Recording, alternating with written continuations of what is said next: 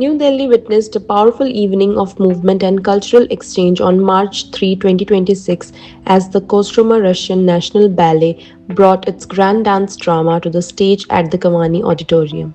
The performance was part of a larger effort to strengthen artistic dialogue between India and Russia, using dance as a shared language.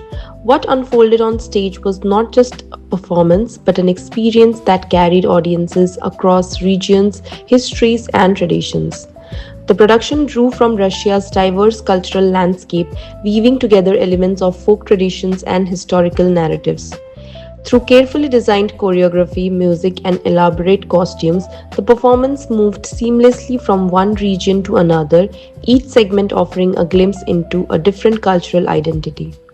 What stood out was the scale of the presentation. A large ensemble of dancers moved in precise synchrony, creating visually striking patterns and formations. Without relying on spoken words, the performance told its story through movement alone, allowing audiences to engage with it intuitively.